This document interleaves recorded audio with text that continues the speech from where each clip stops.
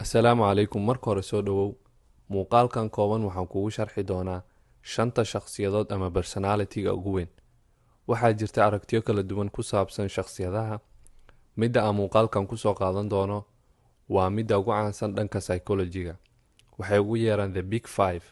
Dhammaadka muuqaalkan qaybta hoose commentiga nagula wadaag. Shakhsiyadaad isleedahay waa adiga. Aan ku bilaabo shakhsiyadda koowaad, openness. Dadka shakhsiyadan leh waxay jecel yihiin inay wax ka ogaadaan adduunka ku xeeran. Waxay kaloo jecel yihiin tijaabada shay'yo cusub. Waxay xiiseeyaan ka shaqaynta shaqooyinka ama waxyaabaha hal abuurka leh. Shakhsiyadda labaad waa conscientiousness. Dadka shakhsiyadan leh waa kuwo fikrad sare leh, xakameeya mar walba dareenkooda, waxayna ka shaqeeyaan goolalkooda. Waxay jecel yihiin alaabtooda ama waxooda inay isku aadanaadaan. Shakhsiyadda saddexaad waa extraversion.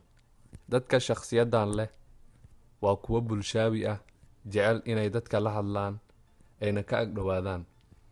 Ka agdhowaanshaha dadka waxay siisaa tamar ama energy. Shakhsiyadda afaraad waa agreeableness. Dadka shakhsiyadan leh waxay ku sifoobaan inay ku kalsoonaadaan dadka, ay u naxariistaan, kalgacelna u muujiyaan. Dadka shakhsiyadan leh waxay ku fiican yihiin iskaashiga. Shakhsiyadda shanaad waa neuroticism.